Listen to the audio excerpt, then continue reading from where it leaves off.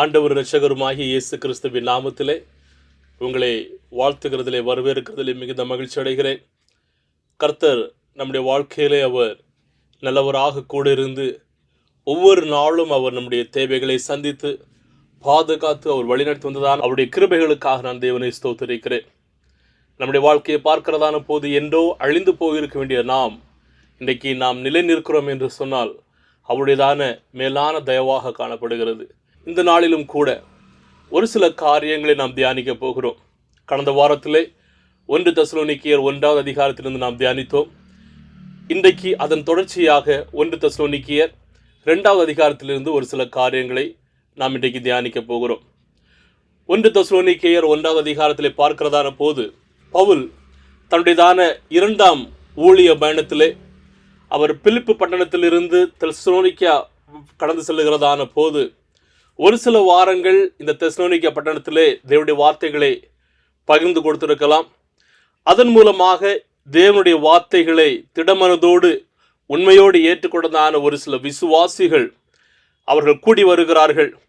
இந்த விசுவாசிகளுடையதான ஆவிக்குரிய வளர்ச்சியை குறித்து தீமோத்தேயு நிமித்தமாக பவுல் கேள்விப்படுகிறார். அவர்களை வாழ்த்தும் வண்ணமாகவும் தேவனுடைய வல்லமையில இன்னும் அவர்கள் வளரும் வண்ணமாகவும் அவர்களுக்கு எழுதி அனுப்புகிறதான ஒரு நிருபம்தான் இந்த நிருபமாக காணப்படுகிறது. 1வது அதிகாரத்தில் இந்த விசுவாசிகள் நீங்கள் தேவனுடைய விசுவாசத்தில் திடன் கொண்டு வருகிறீர்கள், வளர்கிறீர்கள், இன்னும் அதை தொடர்ந்து செய்யுங்கள். தேவ அன்பிலே நீங்கள் பிரயாசப்பட்டு கொண்டிருக்கிறீர்கள், இன்னும் அதில் வளருங்கள். தேவனுடைய வார்த்தைகளை பிற பகுதிகளுக்கு நீங்கள் பகிர்ந்து கொடுக்கிறீர்கள். அநேக ஜனங்கள் தேவனுடைய வசனத்தை உங்கள் நிமித்தமாக கேள்விப்பட்டிருக்கிறார்கள், இன்னும் நீங்கள் அதில் திடன் கொண்டு வளருங்கள் என்று சொல்லிவிட்டு இப்போது அவர்களுக்காக ஜெபிக்கிறதிலும் அவர்களுக்காக தேவனை ஸ்தோத்தரிக்கவும் பவுல் செய்கிறதை 1வது அதிகாரத்திலே பார்த்தோம். இந்த அதிகாரத்திலே நாம் கடந்து வருகிறதான போது நீங்கள் இயேசுவின் ஏற்றுக்கொண்டீர்கள், அவருடைய வார்த்தைகளை நீங்கள் ஏற்றுக்கொண்டிருக்கிறீர்கள். இப்போது அவர் அழைத்ததான அந்த அழைப்பிலே நீங்கள் ஜீவிக்க வேண்டும் என்கிறதை இந்த விசுவாசிகளுக்கு அவர் சொல்லுகிறதை பார்க்க முடியும். இந்த விசுவாசிகளுக்கு அதை சொல்லுகிறதான போது தன்னுடைய ஆவிக்குரிய அனுபவங்கள், ஊழிய அனுபவங்கள், கிறிஸ்துவுக்களதாக பவுல் காணப்படுகிறதான அனுபவங்களை எல்லாம் இந்த இடத்துல எடுத்துரைக்கிறதை நாம் பார்க்கலாம். வசனம் 1லும் 2லும் பவுல் சொல்லும்போது அவர் தன்னுடைய ஊழியத்திலே பாடுகளுக்கும் இடரல்களுக்கும் மத்தியிலும் தைரியத்தோடு கூட தேவனுடைய வார்த்தைகளை பிரசங்கித்தார் என்கிறதை இதிலே பார்க்க முடியும். அந்த வசனங்கள் சொல்லுகிறதை பாருங்கள். 1 தெசலோனிக்கேயர் 2வது அதிகாரம் வசனம் 1-2. சகோதரரே, நாங்கள் உங்களிடத்தில் பிரவேசித்தது வீணாயிருக்கவில்லை என்று உங்களுக்கு தெரிந்திருக்கிறபடி முன்னே பிலிப்பு பட்டணத்திலே நாங்கள் பாடுபட்டு நிந்தை அடைந்திருந்தும் வெகு போராட்டத்தோடு தேவனுடைய சுவிசேஷத்தை உங்களுக்கு சொல்லும்படி நம்முடைய தேவனுக்குள் தைரியம் கொண்டிருந்தோம். பாருங்கள், இவர்கள் பிலிப்பு பட்டணத்திலே காணப்படுகிறதான போது தேவ வசனத்தின் நிமித்தமாக பலவிதமான பாடுகளை அனுபவித்திருக்கிறார்கள், நிந்தைகளை அனுபவித்திருக்கிறார்கள், போராட்டத்திற்குள்ளதாக கடந்து செல்லுகிறார்கள். ஆனால் அதன் மத்தியிலும் நாங்கள் தேவனுடைய வசனத்தை தைரியத்தோடு கூட பிரசங்கித்திருக்கிறோம் என்று பவுல் தன்னுடைய ஊழிய அனுபவத்தை சொல்லுகிறதை நாம் பார்க்க முடியும். அருமையான தேவ ஜனங்களே, இன்றைக்கு நம்முடைய வாழ்க்கையிலே நாம் இந்த தேவ வசனத்தை தைரியத்தோடு பிரசங்கிக்க வேண்டியது அவசியம். எப்படி இந்த தைரியம் நமக்குள்ளதாக கடந்து வருகிறது?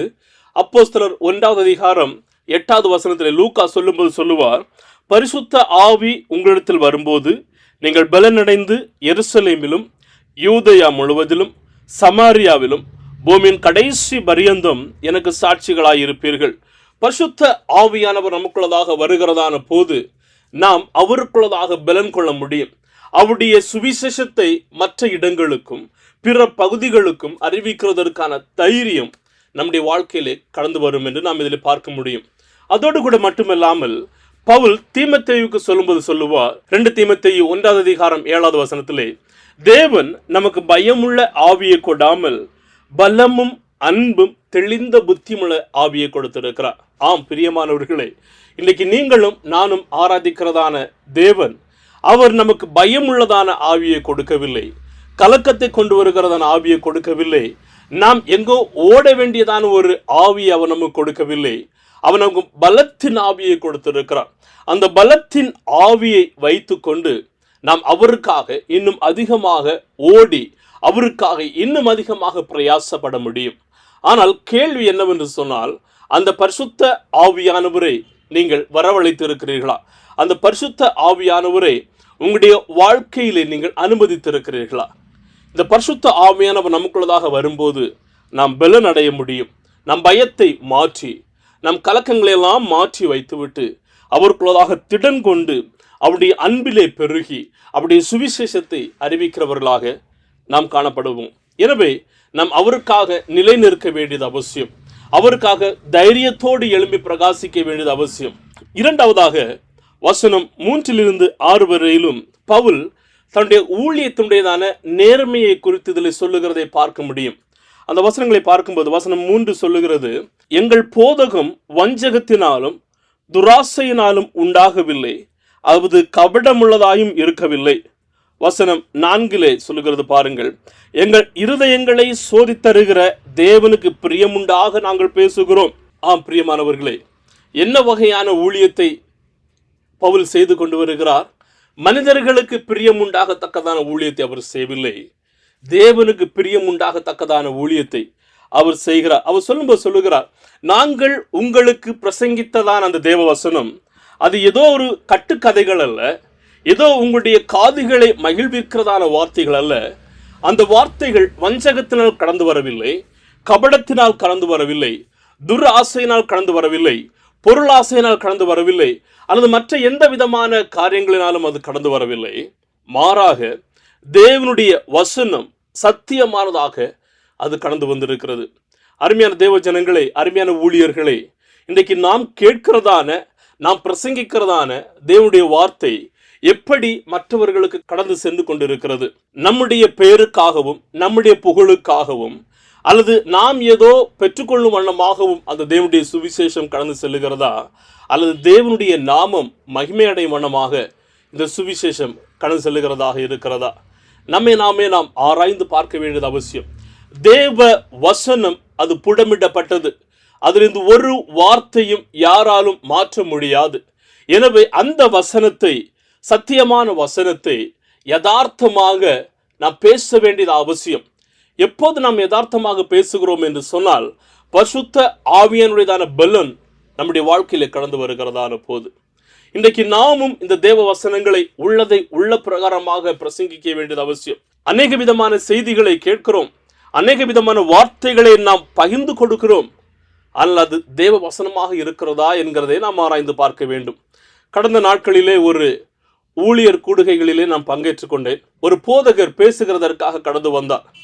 அவர் பேசிக்கொண்டிருந்ததான வேளையிலே ஒரு வசனத்தை எடுத்துவிட்டு அவருடைய சொந்த கதைகள், அவருடைய சபைகளில் நடக்கிறதான காரியங்கள், அவருடைய சபையில் அவர் செய்து வருகிறதான, அதாவது அந்த சபையின் உயர்வுக்கு என்று சொல்லியும் அவர்களுடைய மீடியா உயர்வுக்கு என்று சொல்லியும் ஏறெடுக்கிறதான முயற்சிகளையும் குறித்து அவர்கள் அதிகமாக பேசிக் கொண்டிருந்தார்கள். இந்த வசனத்தை நான் படிக்கும்போது எனக்கு அதுதான் ஞாபகம் வந்தது. பவுல் தேவ வார்த்தை அவரிடமிருந்து வஞ்சகம் இல்லாமல், கபடம் இல்லாமல், எந்த விதமான துராசைகள் இல்லாதபடிக்கு கடந்து வந்ததாக இருக்கிறது.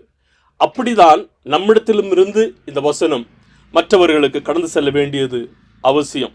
பவுல் இந்த வார்த்தைகளை பகிர்ந்து கொடுத்ததான போது எப்படிப்பட்டதான உணர்வுகளோடு பவுல் இதை பகிர்ந்து கொடுத்திருக்கிறார்? வசனம் 7-12 வரையிலும் நாம் படிக்கிறதான போது, உங்களிடத்தில் பட்சமாய் நடந்து கொண்டோம், பால் கொடுக்கிற தாயானவள் தன் பிள்ளைகளை காப்பாற்றுகிறது போல நாங்கள் உங்கள் மேல் வாஞ்சியாயிருந்து தேவனுடைய சுவிசேஷத்தை உங்களுக்கு கொடுத்ததும் அல்லாமல், நீங்கள் எங்களுக்கு பிரியமானவர்களாய் இருக்கிறபடியினாலே எங்கள் ஜீவனையும் உங்களுக்கு கொடுக்க மனதாயிருந்தோம். சகோதரரே, நாங்கள் பட்ட பிரயாசமும் வருத்தமும் உங்களுக்கு ஞாபகம் இருக்கும்.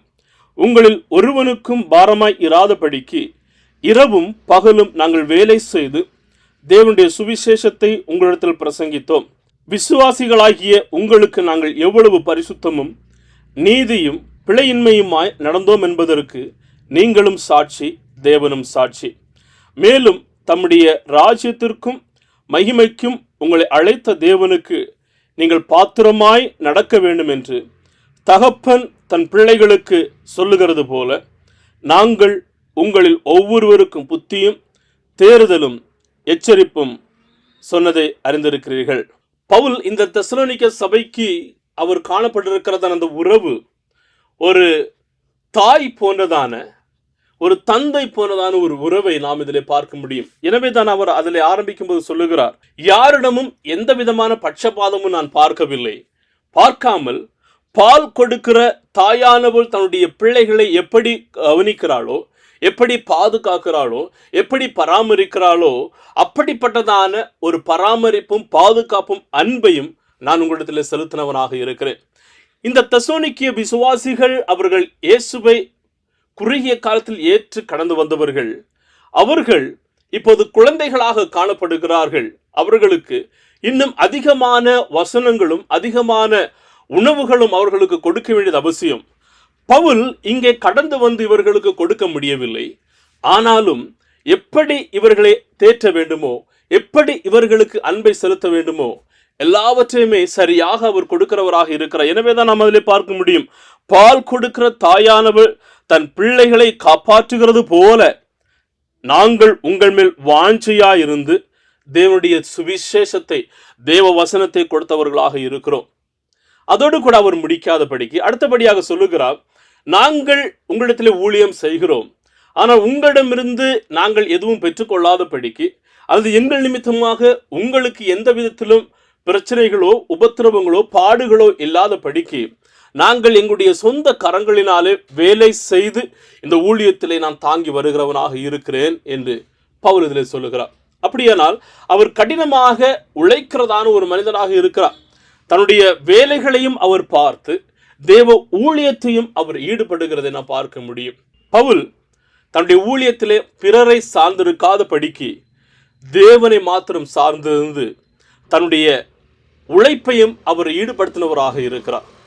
அடுத்தபடியாக சொல்லுகிறார், நாங்கள் உங்களிடத்திலே அறிவித்திருக்கிறதான சுவிசேஷம் ஏதோ ஒரு கடமைக்காக அல்ல, நாங்கள் தேவ பயத்தோடும் நடுக்கத்தோடும் பரிசுத்தத்தோடும் நீதியோடும் எந்த விதமான மாயம் இல்லாதவர்களாகவும் நாங்கள் நடந்து கொண்டிருக்கிறோம்.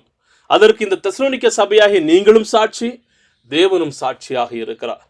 அதற்கு அப்புறமாக இவர்கள் இன்னும் ஆவிக்குரிய வாழ்க்கையில் இவர்கள் வளர வேண்டும் என்பதற்காக அவர் ஒரு தகப்பனை போல, தகப்பன் எப்படி தன்னுடைய பிள்ளைகளை தேற்றுகிறாரோ, ஆற்றுகிறாரோ, வழி நடத்துகிறாரோ, அவர்கள் எந்த பாதையிலே செல்ல வேண்டும் என்று முயல்கிறார்களோ அதே பிரகாரமாக இந்த பவுல் இந்த ஜனங்களும் முன்னேறி வர வேண்டும், நடக்க வேண்டும் என்கிறதை அவர் எடுத்துரைக்கிறதை நாம் இதிலே பார்க்க முடியும். அருமையான தேவ ஜனங்களே, நீங்கள் பிற விசுவாசிகளை பார்க்கும்போது அல்லது ஊழியர்களை உங்களுடைய விசுவாசிகளை பார்க்கிறதான போது நீங்கள் எப்படி அவர்களை நடத்துகிறவர்களாக இருக்கிறீர்கள்?